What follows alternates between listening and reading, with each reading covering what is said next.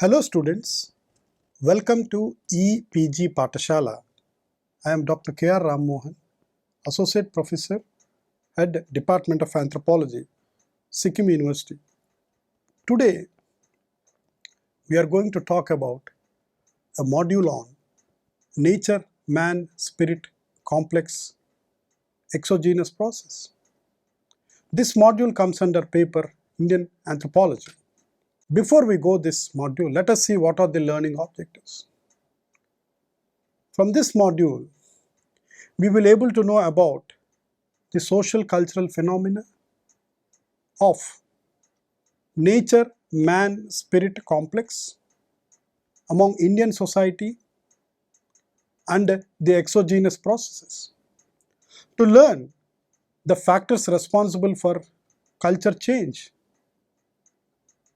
To know the change set up in India pertaining to cultural, political and economic system. So let us understand in a broader perspective of this nature, man, spirit complex. So within the broader purview of cultural ecology, as enunciated in terms of its attributes of interrelatedness, adaptation, and interaction between socio-cultural phenomena and environment.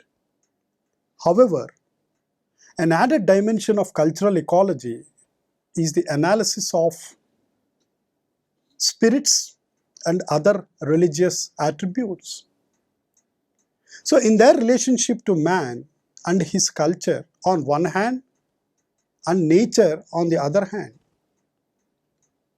So a product of man with numerous elements, events, many rituals and various social institutions and practices of culture have been explored in terms of their relationship and interaction with the nature and spirits. Whether the ingredients of the latter determine the former or it is an equation of more adaptations is also have made in nature, man, spirit complex. So, one may gather an impression through certain insights like herewith that ecology has a lot to say even in the religious complex and vice versa. So ecological variations in a broad sense, be it at sea, forests, hills, plains, high altitudes, where predominantly the tribals are being set up and other traditional communities with deep-rooted religious organization. So the method of cultural ecology is quite significant in exploring the tribal cultural nexus with their environment. The nature-man-spirit complex, which is proposed by Vidya-mitra in 1951, particularly with the practices of the Malaya tribe, which according to him was one of the few primitive tribes in India. When Vidya-mitra came to know about this excessive primitiveness of the isolated Malayas, he decided to make them the object of scientific investigation. So Vidya-mitra explained how the ecological basis of forests and the slash and burn cultivation shaped the economic life of the Malay tribe. So with this, Vidya-mitra studied man in relation with man. Vidya-mitra presented 4 types of Malay spirits: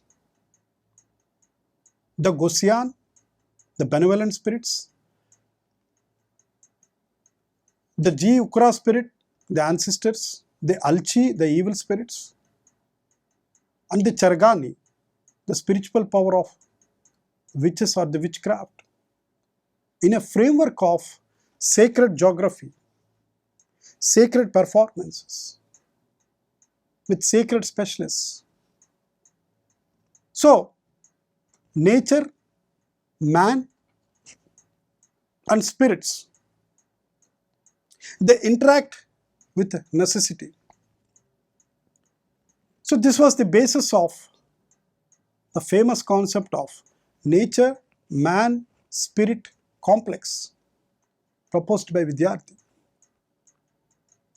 So, Vidya-mitra describes that the culture of this hill tribe of Malaya, in terms of their complex, where three ingredients of the complex are mutually interdependent and they mutually complementary to each other. So it is based on the fact that arising out of man's close interaction with the dependence on nature in his belief in the supernatural and the spiritual world. So it has been found out that in most of the tribal parts of India, there is an intimate relationship and interaction between various social organizations on the one hand and the religious complex and ecological conditions on the other hand. In certain circumstances, it appears that the nature and spirit conditions of some of the social ways and practices, while in other it sounds as a case of adjustment for smooth living. At times, the relationship appears unavoidable. Its avoidance would cause hardship to the people. But at other places, the shift in some of the lifestyles has been reported, leading thereby to the easing of severity of traditionally defined nature-man-spirit complex. So Vidya-mitra asserted that the Malay culture originated, developed, and flourished in the lap of nature. So the entire forest range, the entire forest surrounded the Malays are mainly existing in the context of its forests and can have comprehensive understanding of this culture. So in addition providing the required land for slash and burn cultivation, the main source of Malay economy, the forests provide them with food, drinks, shelter, medicine, and many other things. So he discovered that every moment of the Malay life was profoundly influenced by nature on the one hand and spirit on the other hand. So these two ingredients of the complex play a paramount role in the life cycle of the Malay people. So Pradeep Singh, in one of his articles on nature-man-spirit complex of hill tribe, a restudy which he wants to take the Malay tribes once again, analyzes the social organization of the Malays in the context of ecology and religious structure with special reference to the changing situations. And he restudied the same Malay villages after a period of 2 decades, which Vidya-mitra has did it in 1950s. You want to see what the changes have taken place. So combining and highlighting the theoretical approach of environmental determinism or determinism and the possibilism within the framework of ecological thinking, he boils down to a mutual interaction preview of cultural ecology. So under the later, Singh observes that certain elements of the culture have been susceptible to certain changes. And the reasons could be Hinduization, where the caste Hindus might have converted these tribes into mainstream Hindu. The Christian missionaries might have come into these areas, and so there is Christianization. There could be close contact, and industries might have set up in these areas, so there is industrialization. And various welfare agencies have poured in these areas. And also the influence of political ideologies. Now, a little indifferent attitude to slash and burn cultivation has developed among the Malay. Hunting was not being practiced. Likewise, some religious performances and worships are done more as a tradition but with less devotion. Though the pig and fowl sacrifices are in practice. So the major areas of Malay life and culture have continued to be intact because the ecology and the supernatural world continue to remain largely the same. So nature and spirit still determine the Malay life. So in another study, Singh works out a mathematical abstraction of the concept of and goes to establish that in spite of these changes, the nature-man-spirit complex, it still remains constant. So in another study, Dasgupta, a study in nature-man-spirit complex, has again concentrated on the study of interaction of man with spirit and nature, particularly with a reference to the Ho tribe of Kolan. So Gupta has divided the study in three parts: the nature, the man, and the spirit. So in the first part, ecological basis of the culture is exposed. So man-to-man interaction is searched in the second part, which is covering where the human interaction between two people at a family level, at a clan level, at a village, and at the tribal level. So the influence of the supernatural world on the whole tribal life is exhibited in these aspects. So this is attempted in the background of the concept of sacred geography, the sacred specialists, and the sacred performances. In another article, R.K. Prasad, The Parayas, a study in nature-man-spirit complex, outlines the three different ecological settings, the hill valley and the plain valleys, which determines the Parayas' economic activities, social organization, and their relationship with the world of spirits. Similarly, another work by R.K. Sinha, a note on the nature-man-spirit complex of a tribe of Pandas, adopted the approach of studying the complex of nature-man-spirit on the lines similar to one adopted by the earlier one which floated this concept by L.P. Vidyarthi with reference to Malaya. So the interactions and the interconnections between nature, man and spirit have been clearly understood and explored. So Sinha also wants to make use of K. and Sahai's model of interpreting the changes in the concerned complex in the light of the changes taking place around specific cultures. Now let us see and understand what is the exogenous processes in a specific culture which leading to certain socio-cultural changes. As social change is an inevitable phenomenon and it is ubiquitous, it occurs with the growth of every society.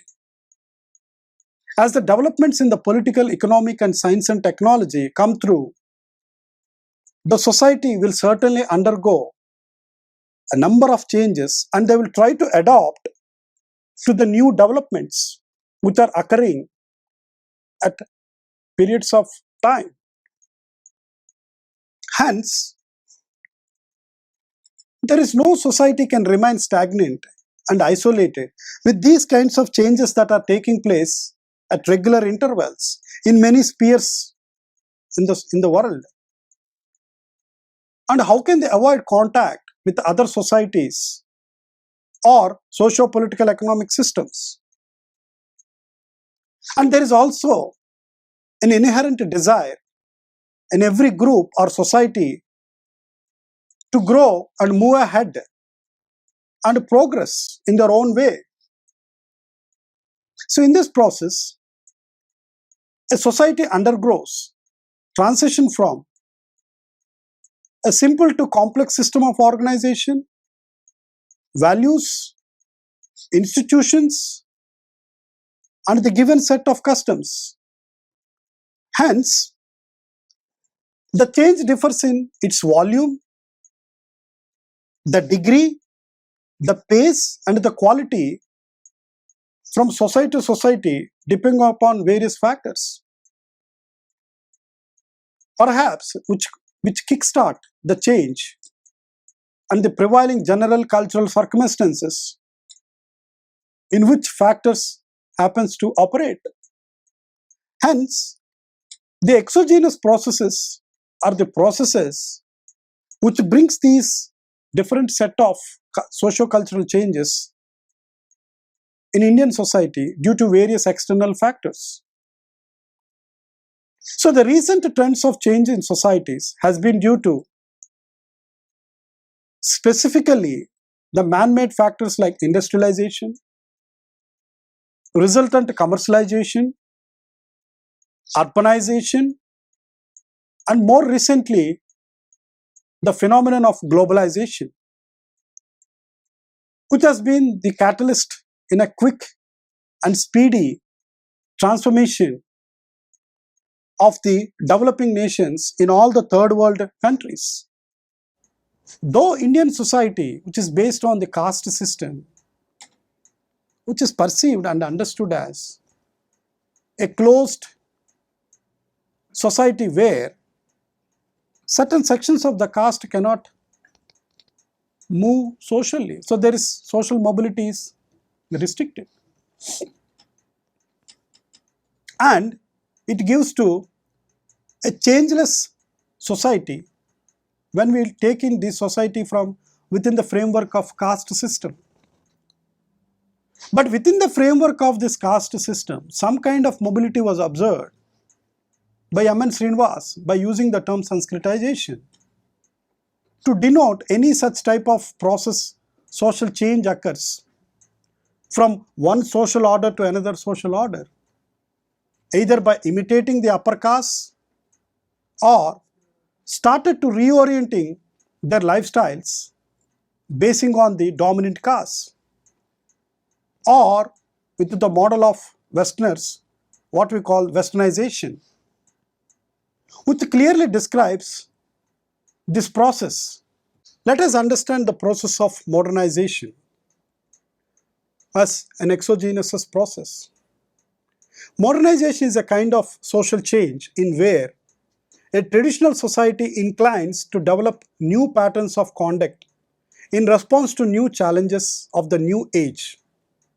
Modernization is also a process where the social phenomena of becoming modern and rational, or the journey from pre-modern to modern. It means that change not only in the external nature of social institutions, but also in the internal attitudes and beliefs in corresponding with the external change. Thus, the emotional, intellectual, and spiritual levels of members in the society will also change over a course of time. So it is a change in the whole attitude of life's problems, the society, and the universe at large. So modernization is characterized by the rise of industry, cities, market capitalism, growing secularization, democratization in the society. So the process of modernization in India operates at two levels. the level of social structure and the tradition. So modernization in these systems begins either from the emergent and endogenous sources from the society itself when undergoing social evolution, or through contact with the forces outside systems when it is influenced by ideologies by other societies. Let us understand the process of Sanskritization. This term was used by M.N. Srinivas and propagated, and we also understood how in a Sanskritization process where the low caste Hindu or a tribal or other groups wants to elevate their social status by imitating the upper caste or the dominant caste to not to retain in the lower rung of the social order. So generally such changes are followed by a claim to a higher position in the caste hierarchy than that traditionally conceded to the claimant caste by the local community. So in his study, Srinivas says the Coorgs of Mysore, he found that the lower caste, in order to raise their position to the caste hierarchy, adopted some customs and traditions of the Brahmins and gave up their own, which were considered to be impure, polluted by the other higher castes. So, the socio-economic deprivation of the backward sections of the society makes them to endeavor to level up their situation. So the hierarchy of Varna system, the Brahmin, the Kshatriya, the Vaishya and the Sudra. According to this Varna model, the Harijans or the untouchables were outside the caste system, and contact with the Harijans is considered to be very polluted because they don't fall within the Varna system. So the upward caste mobility resulting from Sanskritization leads to only the positional changes and not the structural change. But in the social structure of the caste system, the hierarchy of social positions coincided with the hierarchy of expectations about the conformity to the ideal conduct norms. Let us understand another concept on Westernization. So the role of Westernization has been very significant in understanding the socio-cultural changes of modern India. The British rule produced radical and lasting changes in the Indian society and culture. The British brought with them, unlike the Mughals, a new technology, the institutions, knowledge, beliefs, and value systems. So these have become the main source of social mobility for individuals and groups. So going on the concept of Westernization, M.N. Srinivas refers Westernization to the changes brought about in Indian society and culture as a result of over 150 years of British rule, and the term subsumes changes occurring at different levels of technology, institutions, ideology, and values. He describes the technological changes, establishment of educational institutions, rise of nationalism, and a new political culture as almost the byproducts of Westernization or the British rule in the 200 years in India. So thus by the Westernization, M.N. Srinivas primarily meant that because of British impact. So during 19th century, the British slowly laid down the foundations of modern state by surveying land, settling the revenue, creating modern bureaucratic system, by deploying army, police, instituting law courts, and codifying the law, and even developing communications like railways, telegraph, posts department, and other infrastructure structures, schools and colleges. Even Gandhiji wrote in his autobiography that educated Indians undertook the task of becoming English gentlemen in their dress pattern, manners, habits, choices, and even preferences. So it included learning to appreciate the Western culture, where Western education resulted in big change in the outlook of these educated people. So what are the main features of this Westernization? In comparison with Sanskritization and Westernization, it is a simple concept in a sense that it explains the impact of the Western contact, the rules, the culture of Western. So M.N. Srinivas defends uses the term when he uses that there is a need for such term when analyzing the changes that a non-Western country undergoes as a result of prolonged contact with the Western one. So Westernization implies, according to Srinivas, certain values and preferences. So the most important value, which in turn subsumes several other values like humanitarianism. So it implies an active concern for the welfare of all human beings, irrespective of their caste, creed, their gender, religion, etc. M.N. Srinivas further observed that the equitarianism and secularization are both included in humanitarianism. So Westernization not only includes the introduction of new institutions, for example, any kind of technology or social institution, but also the fundamental changes in the old institutions. For example, India had schools long before the arrival of the British. But when the British came into this society, there could be an altered and changes in these Indian institutions. So other institutions such as army, civil service, and law courts were also similarly affected. So with the form and pace of Westernization in India varied from region to region, from one section to other section.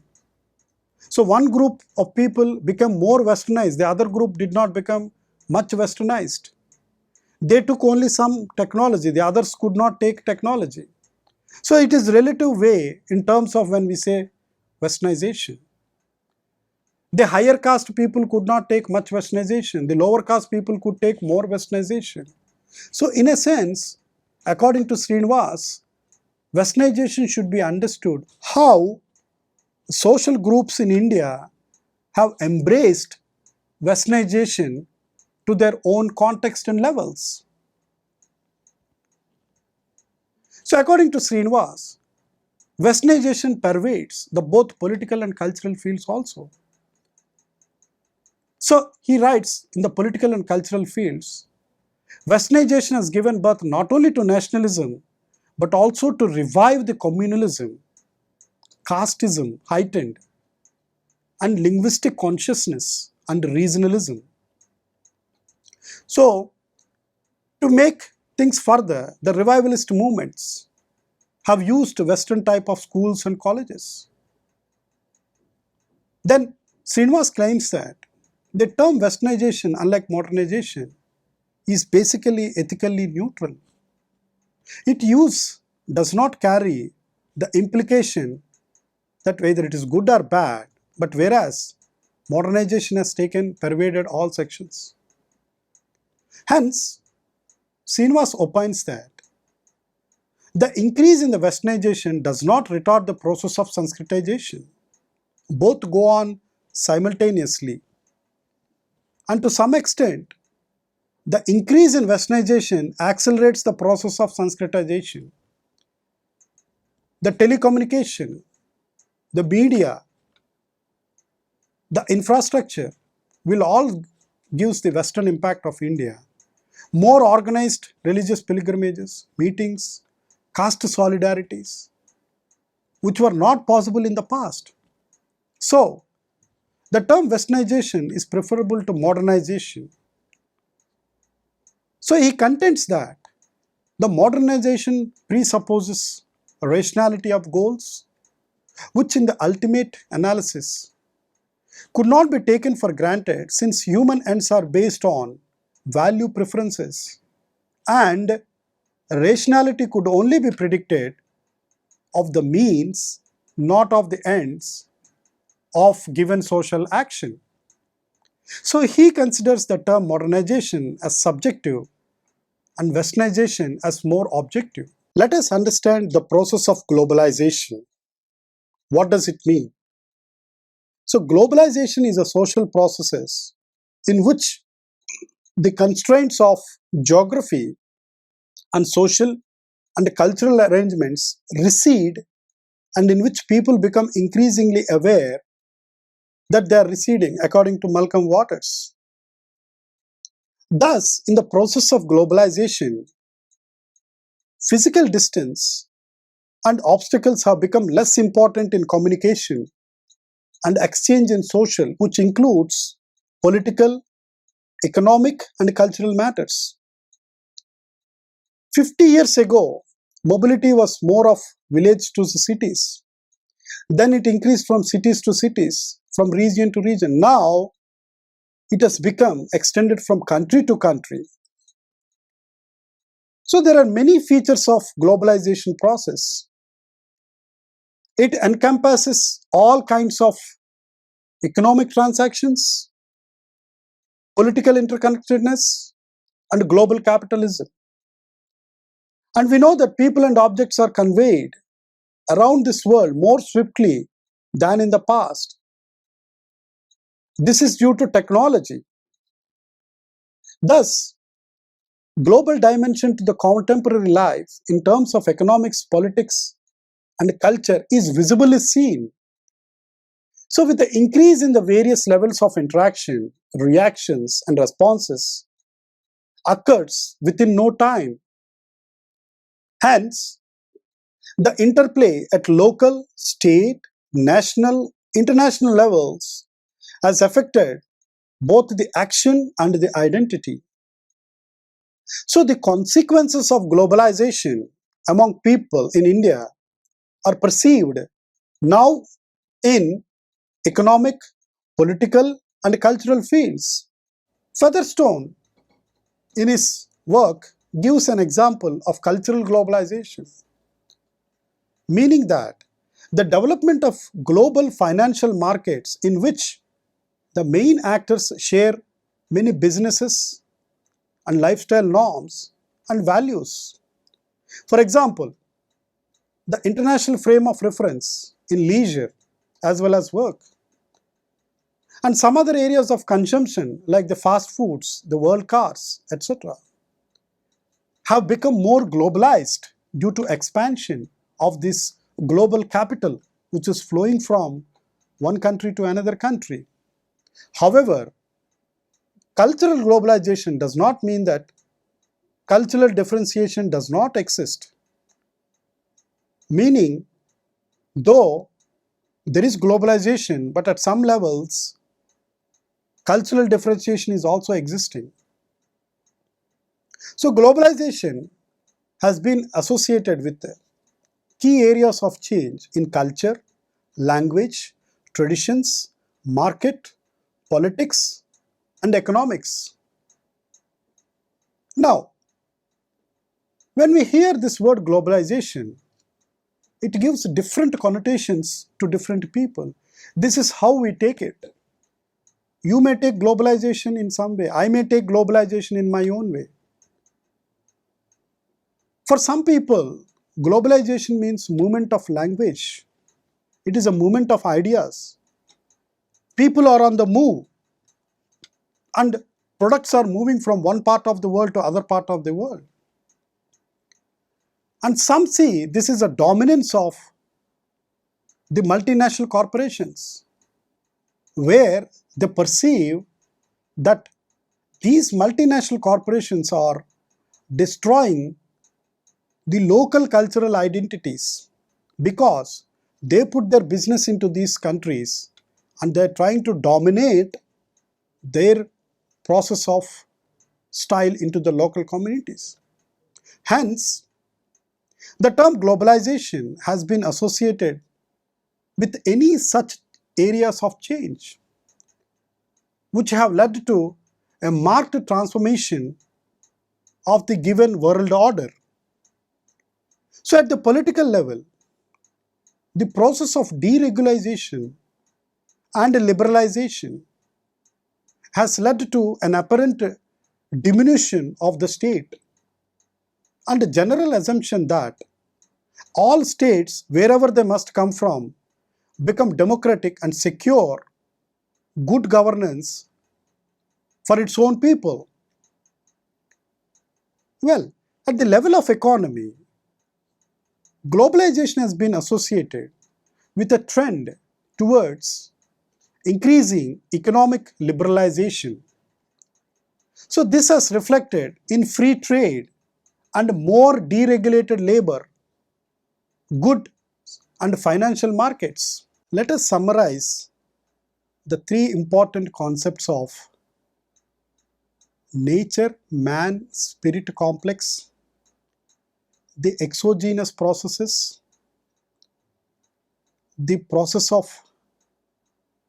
Sanskritization, the process of modernization, and the process of Westernization. Lastly, the globalization process. The man nature man spirit complex is essentially understood within the context of cultural ecology.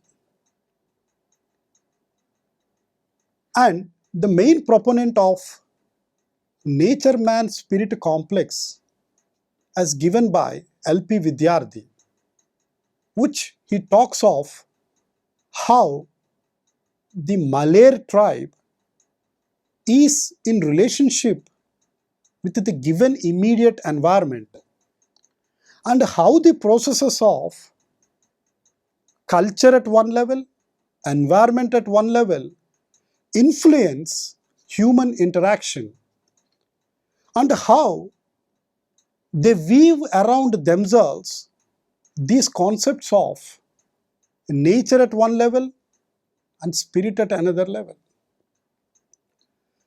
And L.P. Vidyarthi's concept of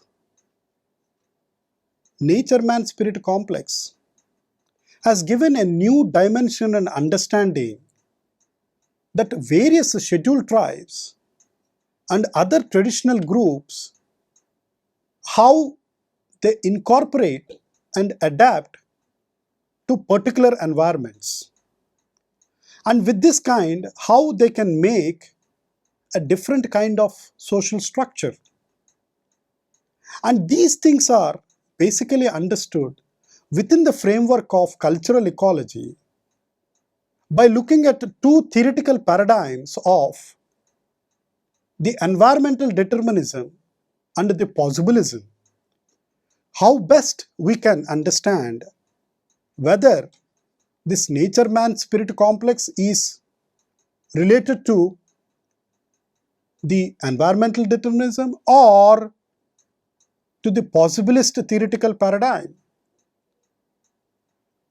Following Vidyarthi's new approach of understanding man's association with nature from a cultural ecological perspective, other anthropologists like Singh, Patnaik has taken re-studies to see whether these traditional communities are still practicing or still in the ecological niche practicing these three interactions at three levels, or they wanted to see whether there are any exogenous processes which influence societies to change in the historical process.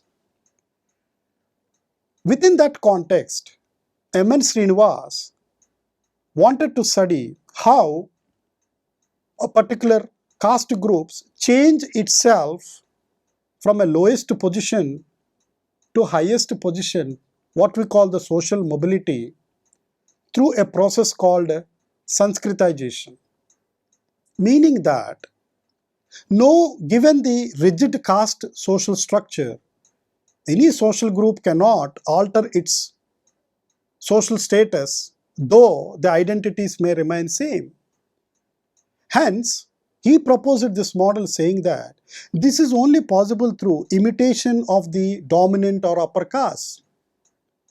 Along the process of Sanskritization, Srinivas has also processed the process of Westernization. To what extent the British government has brought significant changes in the large traditional societies of Indian society. So Srinivas opined that perhaps there could be economic and political changes, but the degree and the level and the forms of changes have taken according to each cultural group.